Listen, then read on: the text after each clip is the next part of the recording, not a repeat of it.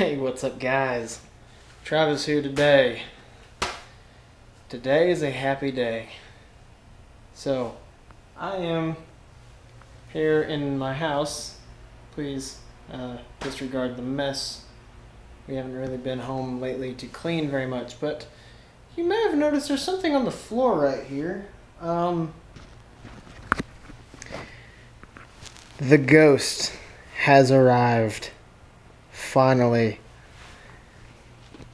So, this thing is really special. I knew of this motor's existence about 3 months prior to the general public. And ever since I found out that this motor existed, I wanted it. Since March of 19, I have wanted this motor. And a year and 3 months later, I got one now. It's taken me a while to get one, but I have finally got one. We're about to install it. I got some buddies coming over to help me put it together, but real quick before they get here, I'm going to do an unboxing. I've never done an unboxing before. I've got the GoPro currently sitting on the head mount, so I'll put that on. We'll cut this thing open. We'll see what it looks like inside. I've already actually seen it once. I built the display at Bass Pro, the Ghost display, so I've already opened it once, so I kind of know what I'm looking at. But I'm going to open it up on the channel just to show you guys. So stay tuned. All right. First time I've worn this head mount in quite a while. Got the old Benchmade. Oh yes, I have been looking forward to this day for a long time.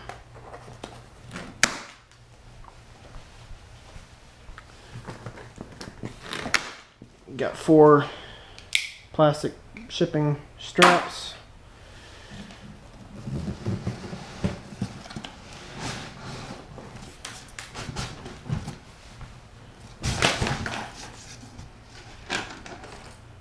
Alright, now we got here installation manual right off top, operator manual, so more just paperwork.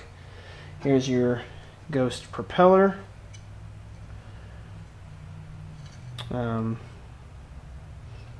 They are kind of plasticky feeling, but they feel strong.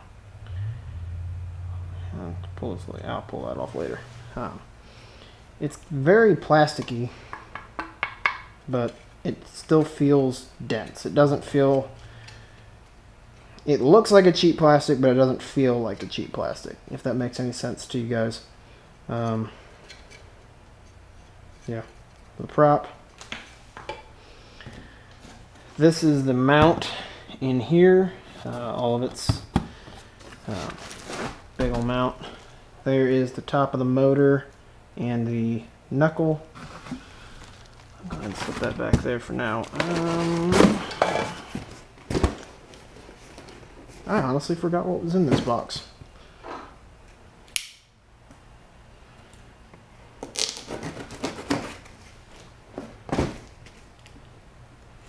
Let's find out. I think it's all of our cabling. I think it's all of our cables. Yes, it is. Oh yeah, that's right. So in here you got, this is the transducer adapter. Goes from the 9-pin mini to the full-size 9-pin that will, on my boat at least, plug directly into my HGS Live 7 on the nose. I got that. A NEMA 2000T connector for the networking system. That is the cap for the support arm. There's the trolling motor compass. So this is what gives the trolling motor GPS positioning if you did not have a 0.1 antenna. Even though I have a 0.1 antenna, I'm going to be installing this as well, just to give it even further accurate readings. It's the strap to hold everything down when you're running. clips to attach the fly-by-wire cable to its mount.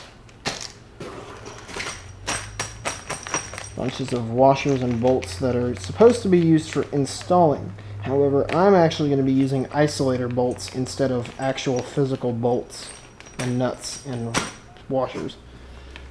And here's the gas tube so that it will stow and deploy easier. My Maxim did not have any of these, and as such would fall like a rock if you just let it. So I will be very happy to have a gas tube system. Here is the support arm that is threaded.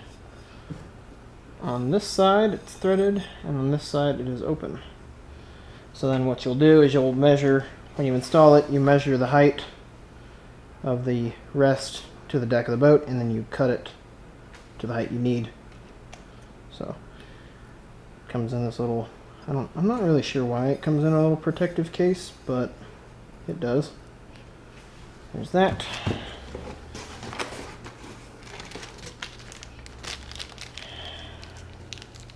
I honestly forgot what these were for.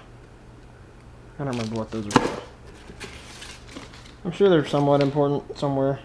That... Don't remember what that's for either. And you got some stickers in here.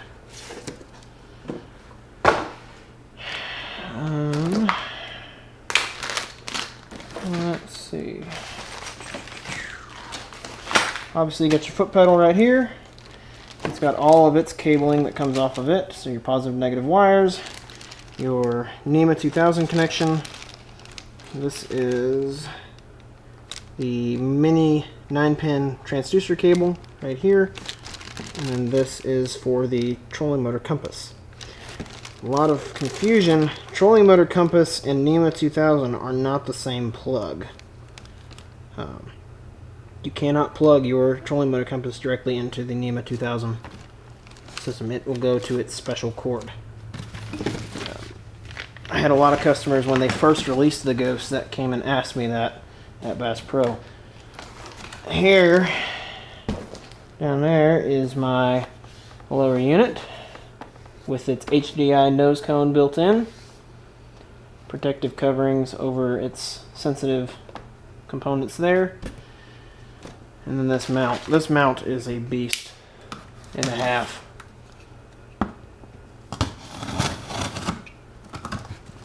I'm not concerned about cutting it because it's a beast. It's not going to get ripped. This mount is beefy. I mean, it's fairly heavy. It's the bulk of the motor's weight. This thing probably weighs about 20 pounds by itself, maybe more.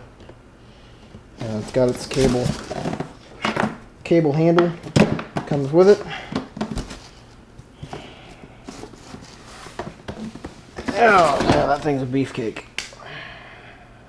Yeah, pretty simple. Yeah, I'm excited.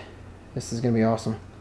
I did measure out that new recessed foot tray. I measured it out and made sure that the Ghost pedal would fit into it. So this pedal should drop straight in to the trolling motor tray that we installed in my last video for installations. And that's about all I need to tell you.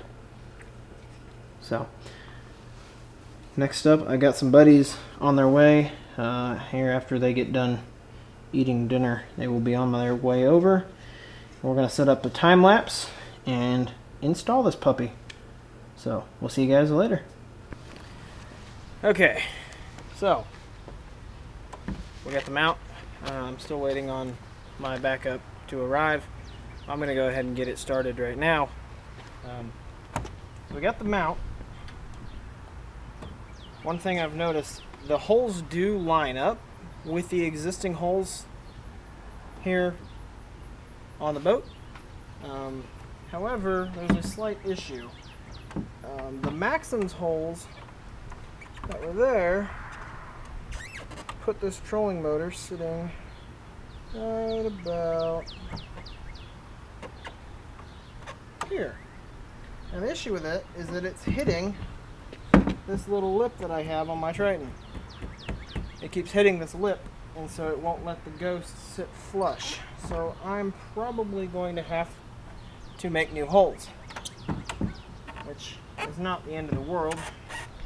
If anything, actually, I'd probably just move it forward a little bit and put new holes so it's just mounted just a little bit further forward than it actually normally would be, which is not necessarily a bad thing. Now, I am also going to be using isolator bolts instead of the flush mounted bolts. So these do have a little bit of a lip, so I'm going to go ahead and try to put one of these down here and see how much elevation that gives me. If these get it up high enough, I might be able to not have to drill new holes. I don't think it's going to be high enough though. I'm probably going to have to put new holes in just to get this thing up higher, or get it flat instead of having to try to get it up above this little rubber lip. So here we go.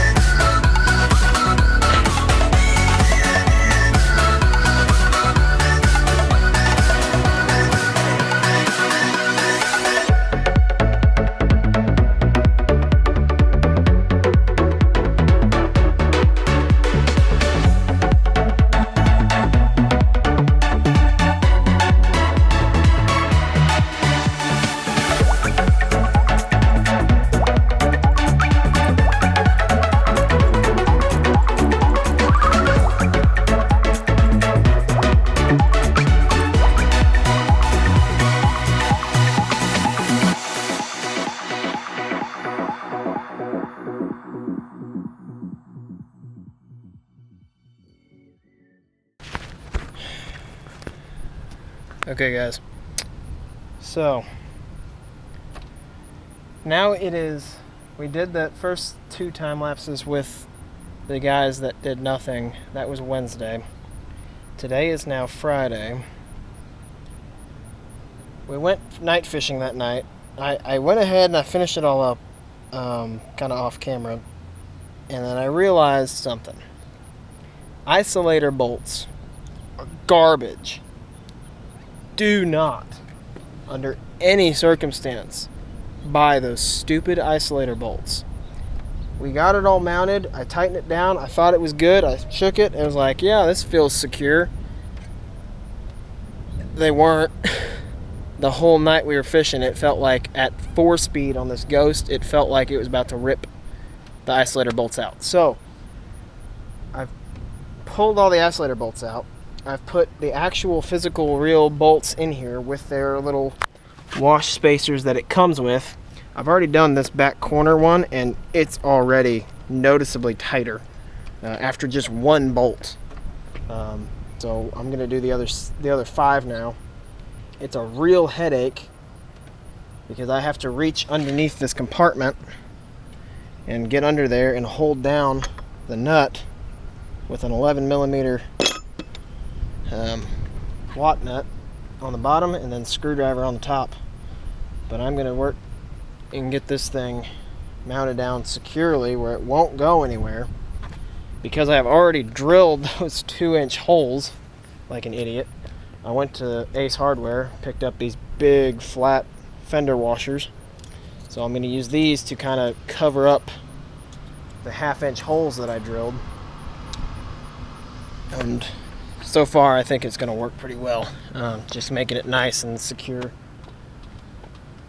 so that hopefully we don't lose this trolling motor on some big waves, because as you guys know, we go to Kentucky Lake and stuff.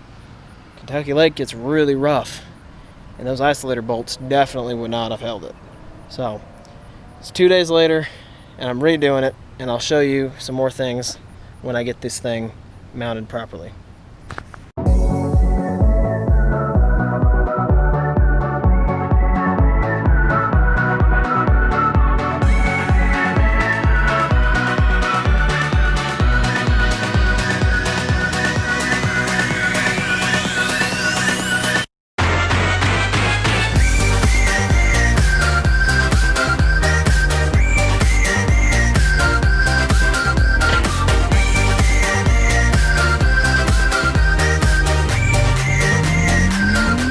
Okay, so I'm happy I picked a real nice breezy day for this. It's been hot all week. So I got 5 of these bolts in here.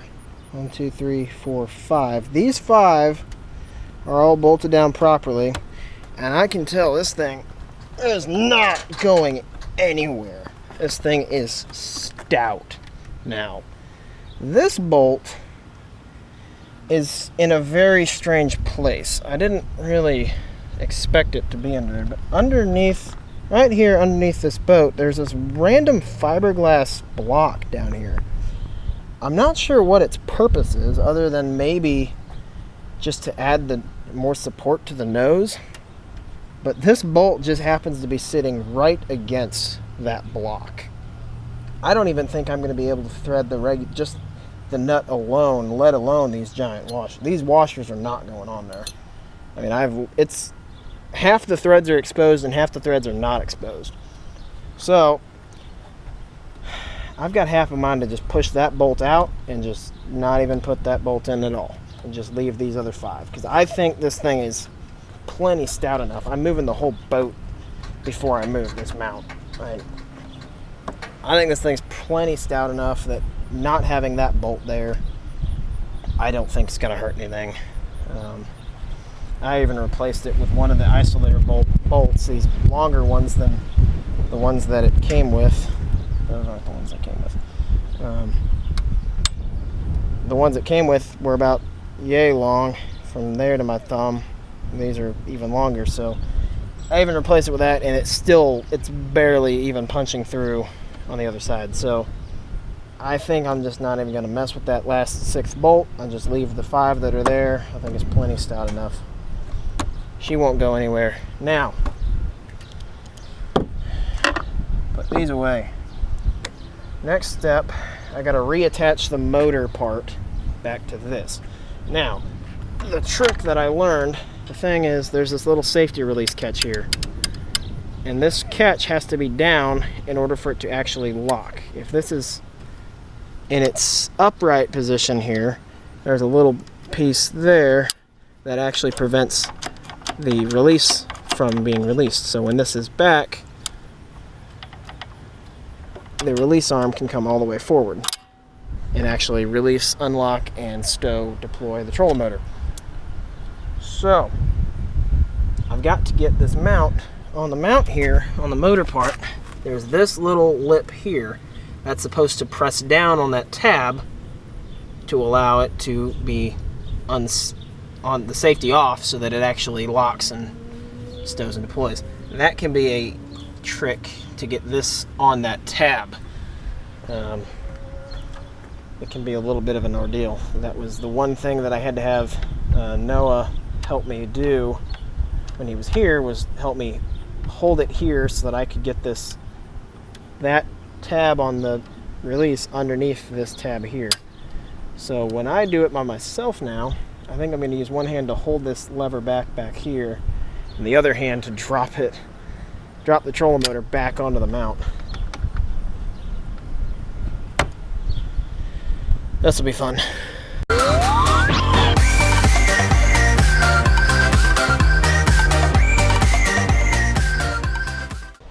Okay, so here she is all stowed.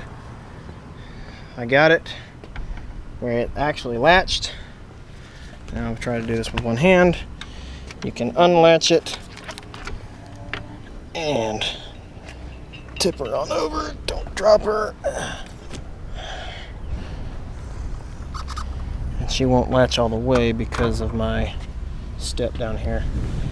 But she would normally latch on the lake. That would latch properly. And to stow, she goes back up and listen for the click. Bingo, there's the click. She's now locked down. No bouncing whatsoever, because when you do these bars, make absolutely sure when you cut these bars, you give it plenty of vertical space above here. So when I went with the hacksaw, we measured using the threads to the floor. Once it was latched, I lifted up on it to try to get to its highest point while still being latched, and I guess it could theoretically bounce just a hair, but she bounced just a little bit, but that's all right. She's awfully heavy. I don't think she's gonna bounce too much. You just press that little cap. Ow. Come back here, cap. That little cap just kind of wedges over that. She's latched down. She's not going to move. Whew. I think she's good. I think she's golden. Now, I could, if I wanted to, you could take these Velcro straps here. I've never liked these Velcro straps, to be honest. But if you really wanted to do it, down bottom side, down, and feed them right underneath that groove there. So they go over in and like that. But I personally don't really like these Velcros. I'll probably only use this for travel. I won't bother using that for out on the lake. So the trolling motor compass here is very simple. You literally just drill two little tiny holes. I used, I believe, a 3/32 bit, I think. Either 3/32 or 1/8, one or the other. Just drill two. It comes with screws to mount this down with. Make sure the arrow's facing towards the front. I just mounted that right there. It just needs to be away from any electromagnetic source. And no, it is not like the Ultrex that requires it to be in the back. Actually, the way this one works, I did some research on it. It has nothing to do with the back of the boat. It doesn't need to be on the back of the boat. None of the pros are mounting their trolling motor compasses to the back of the boat. They're always doing it up here up front. It just needs to be away from any electromagnetic sources. So it was perfectly fine to mount this up front. All my cables I'm just stashing down in here.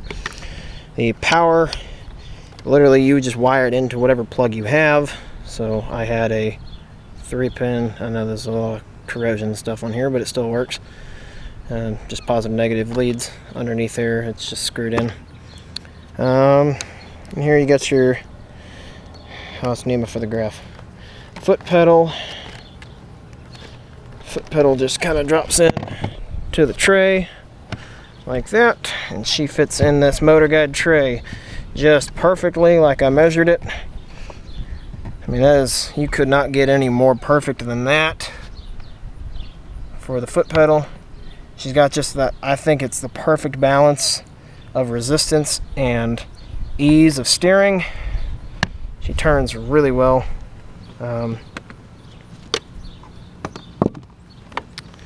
What else in here? All these cabling.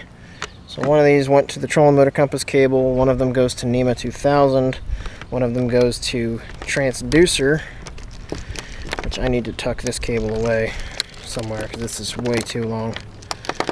There's the 9-pin transducer for my Live 7 with the adapter cable for it. And these cables go to my Live 7. Got my power, which is actually the gray because it's the old style power. Lowrance power cables never changed, so I never replaced the red power cables with the old gray ones that went in these old X7Is. Then I've got NEMA and Ethernet for the graph. Those are like that. These isolator bolts are trash. Don't buy them. They're garbage. I hate them.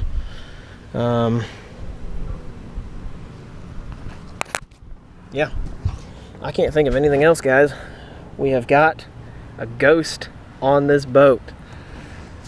I am stoked to have a ghost on here. Like I said, we went night fishing with it. Because it wasn't mounted very well, I couldn't go above a 3-speed without feeling like I was going to rip those bolts out. Now I should be able to go full speed and not have to worry about ripping the trolling motor off.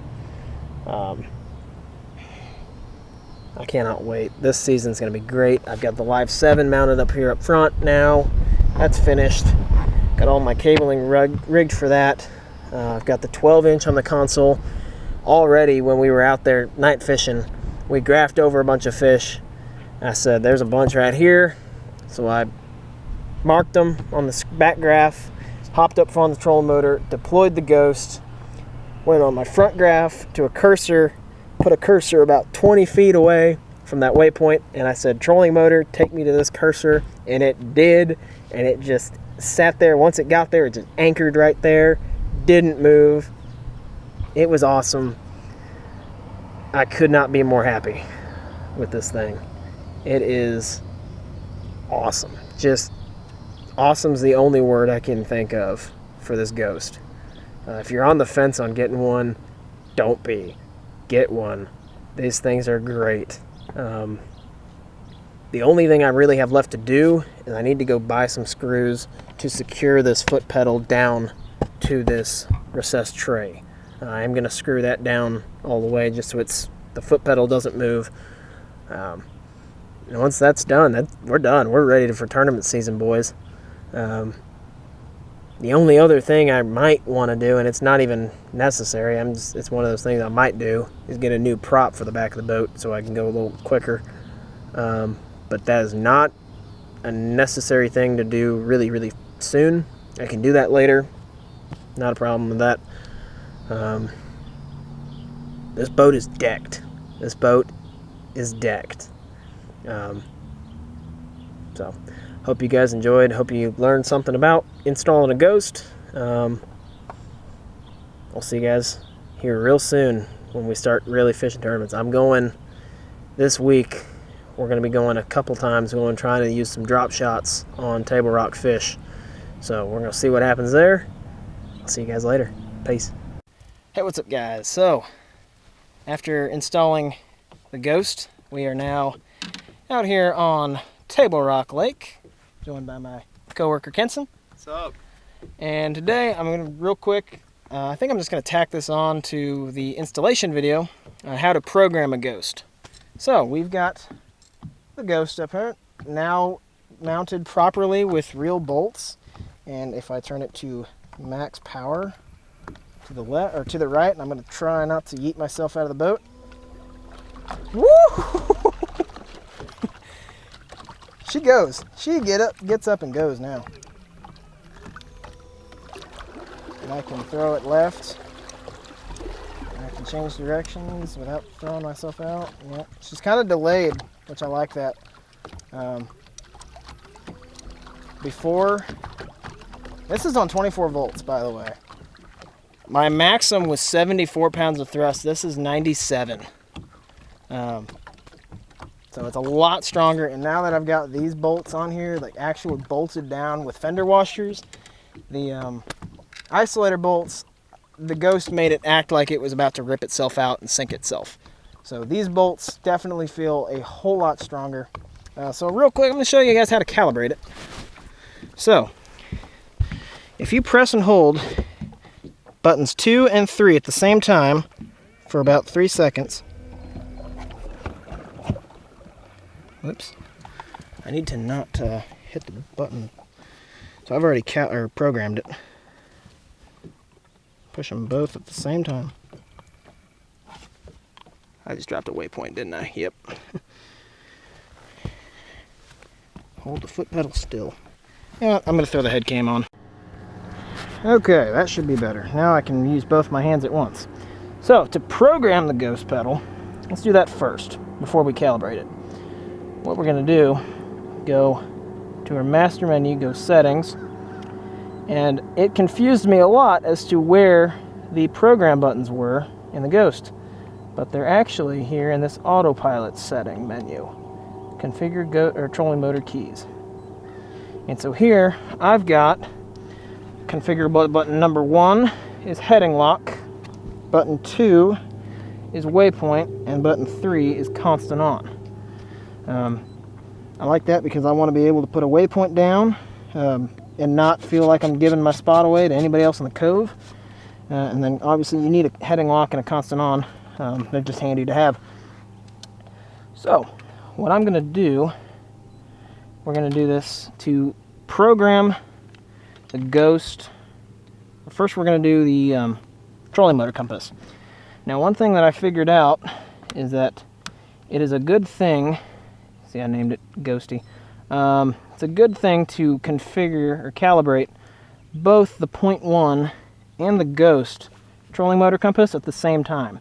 The reason is you want to give it a 2 to 3 percent or 2 to 3 degree per second rate of turn. And if you just do the Ghost at once, it doesn't display that on the screen. But if you do the 0.1 and the Ghost at the same time, you will actually get to see here 2 to 3 degrees. So it'll get you a lot more accurate calibration. That's the word I'm thinking of. So here, now that screen is ready,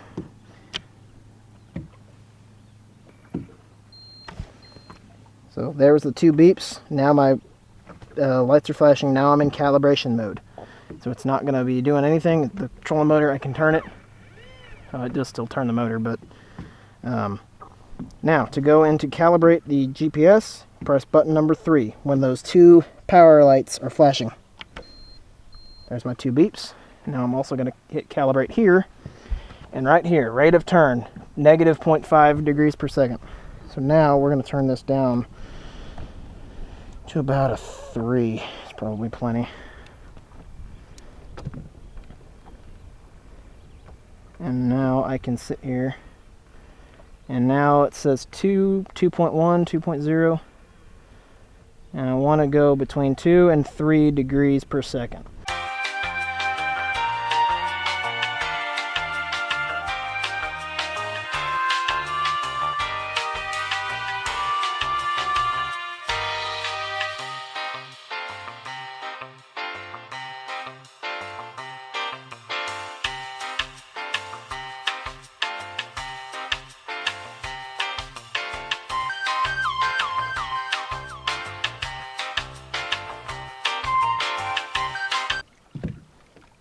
I should probably should have hit that calibrate button. Oh well, at least I got to display the rate of turn. I've already calibrated the 0.1.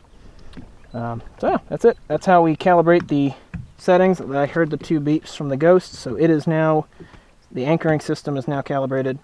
Now the one more thing we needed to do, get some, that box right here. Grab this, I forgot which button it was to do. Thank you. To do bow offset. Well, this is the operator manual. I need the instruction or installation manual to do. So that was the heading sensor. Calibration of mount bow offset is the anchor key. So what we want to do here, and this just calibrates how far the lower unit is off center line of the boat. So I want this lower unit facing dead straight alongside the hull. I want that facing exactly with the hull, and then all it is press and release the anchor key. And there's the 3 buttons, or 3 beeps. So that is done. So we've done the calibration of the heading sensor and the bow mount offset. I don't need that. I don't need that. That's already at 24 volts. So now just to exit configuration mode, all we gotta do, press and hold these two buttons again.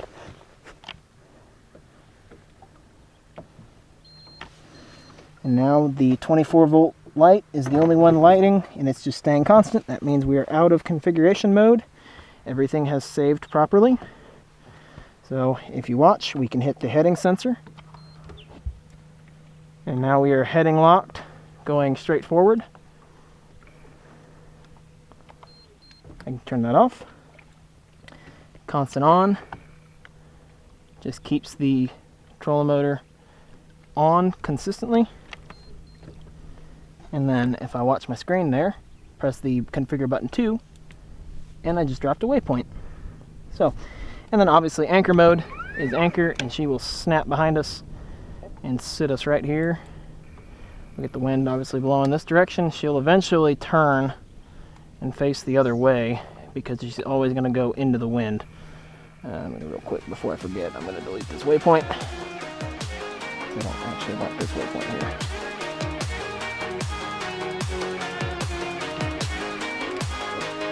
And that's it.